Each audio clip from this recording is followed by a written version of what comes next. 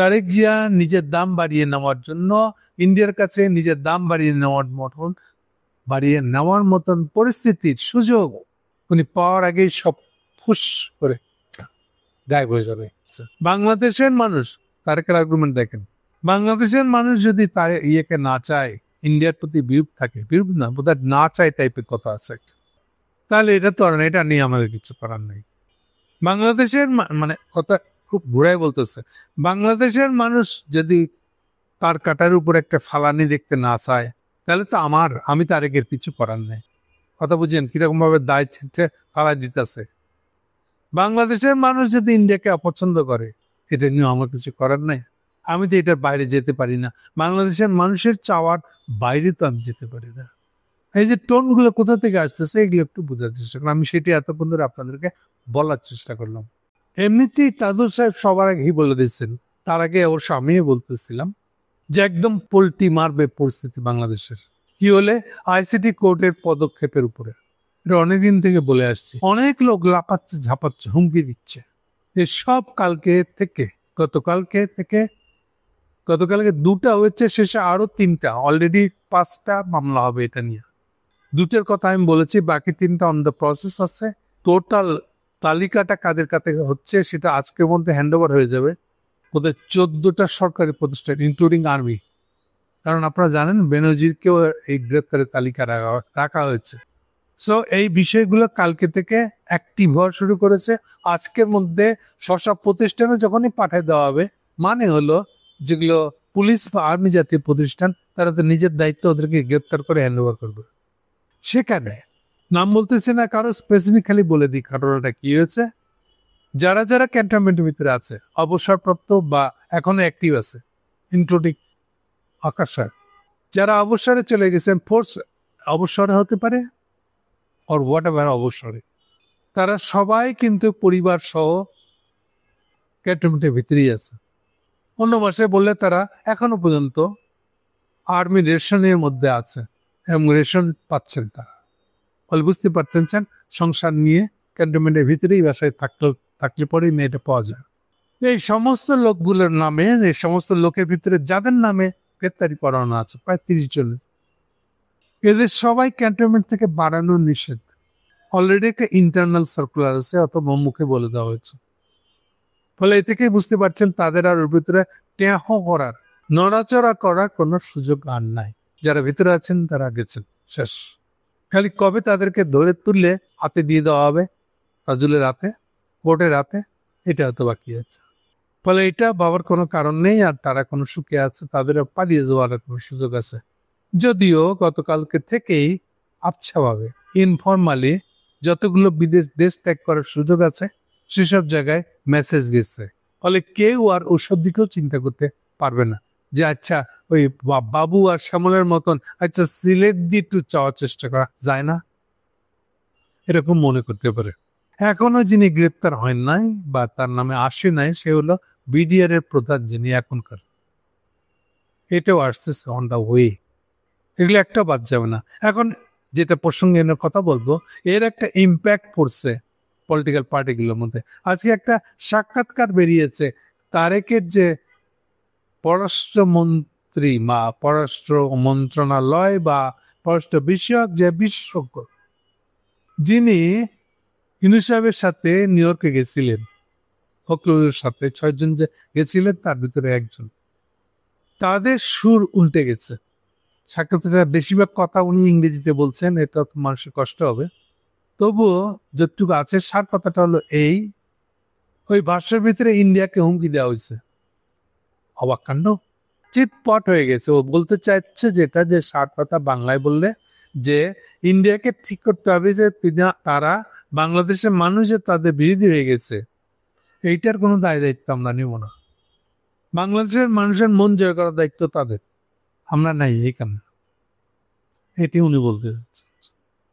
বড় ধরনের টার্নিং অবশ্যই। কেন এরকম হলো? আমি মনে করি এটার সরাসরি ইম্প্যাক্টের কারণ হলো গতকালকে গ্রেপ্তারের যে নোটিশগুলা বা আদালতে যে ফর্মাল চার্জগুলো নিয়ে আসা, সেটার কারণে।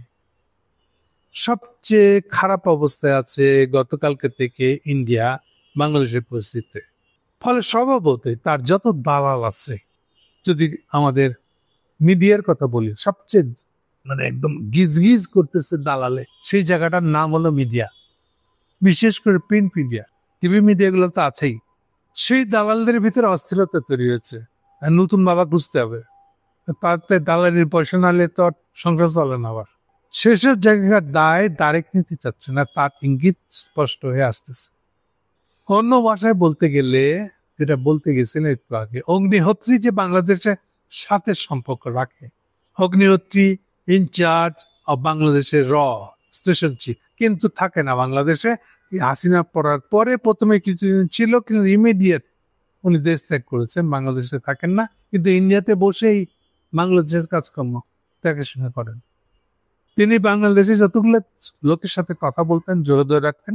ইভেন এমন লোকও আছে, শুনলে অবাক হবেন, নাম বলবো না আজকেই, নাম বলবো না, তাদের সাথে উনি ডাইরেক্ট নির্দেশ দিয়ে বলেন, তোমরা কালকে চিটাং যাইবা, গিয়ে এই লোকের সঙ্গে দেখা করে, প্রকাশ্য দেখা করে এই আচরণ করবা, কাউকে জড়ায় ধরবা। এগুলা নির্দেশ অগ্নিহোত্রীর কাছ থেকে আসে। ফলে বুঝতে পারতেছে, ম্যান্ডেটরি হয়ে যায় কোন লোক কালকে চিটাং যাবে আর কোন লোককে জড়ায় ধরবে। এর পর্যন্ত উনি ঠিক করে। আমি বলেছিলাম ওনার একটা কাউন্টার পার্ট আছে বাংলাদেশে। আমার সৌভাগ্য হয়েছিল যে সে কাউন্টার পার্টের কাছে উনি লিখিতভাবে কি কি জিনিস এক্সচেঞ্জ করছেন, তার কিছু জিনিস জায়গা পড়ার।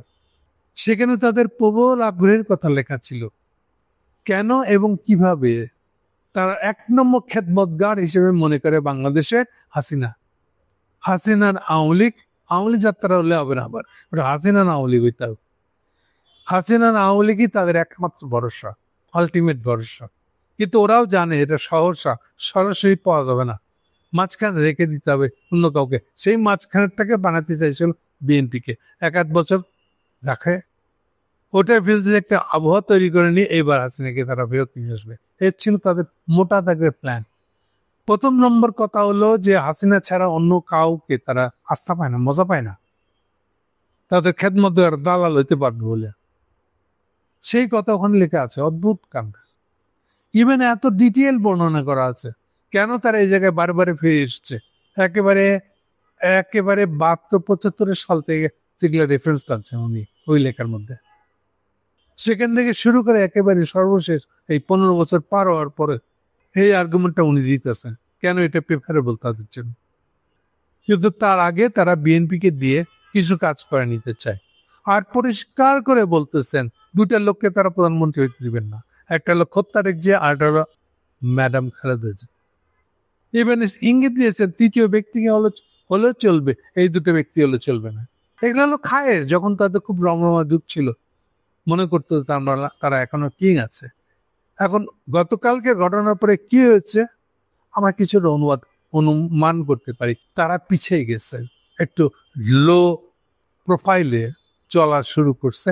তারই রিফ্লেকশন হলো এগুলা, যে তারেক জিয়া এসব কথা বলছে। আপনার যে সাক্ষাৎকারটা ছাপা হয়েছে সেখানে এইসব প্রসঙ্গগুলো আছে। বাংলাদেশের মানুষ, তারেকের আর্গুমেন্ট দেখেন, বাংলাদেশের মানুষ যদি তার ইয়েকে না চায়, ইন্ডিয়ার প্রতি বিরূপ থাকে, বিরূপ না বোধহয় না চায় টাইপের কথা আছে একটা, তাহলে এটা তো আর না, এটা নিয়ে আমাদের কিছু করার নেই। বাংলাদেশের মানে কথা খুব ঘুরাই বলতেছে, বাংলাদেশের মানুষ যদি তার কাটার উপর একটা ফালানি দেখতে না চায়, তাহলে তো আমি তারেকের কিছু করার নেই। কথা বুঝেন কিরকম ভাবে দায় ছেঁটে ফালাই দিতেছে। বাংলাদেশের মানুষ যদি ইন্ডিয়াকে অপছন্দ করে, এটা নিয়ে আমার কিছু করার নাই, আমি তো এটার বাইরে যেতে পারি না, বাংলাদেশের মানুষের চাওয়ার বাইরে তো আমি যেতে পারি না। এই যে টোনগুলো কোথা থেকে আসতেছে এগুলো একটু বোঝার চেষ্টা করলাম, আমি সেটি এতক্ষণ ধরে আপনাদেরকে বলার চেষ্টা করলাম। সো ওভারঅল বলতে গেলে সবচেয়ে খারাপ অবস্থায় আছে ইন্ডিয়া, বাট সবচেয়ে দুর্ভাগ্যজনক কথাটা হলো আগামী দিনগুলোতে, বেশি না এই মাসের মধ্যে, ইন্ডিয়া এত খারাপ অবস্থা দেখবে তাদের জন্য বাংলাদেশে যে ওরা কল্পনাও করতে পারে না। যেটা এই যে আগে ভাগে বলে দিয়েছিল যে আমরা এই তো যে সরকারি ক্ষমতায় আসবে আমরা তার সাথে কাজ করব, শুনে বলছিল বাবারে বাবা, কিছু দিকে একেবারে উদারতার একবারে চরম সীমায় নেমে গেছে। ঘটনা কি?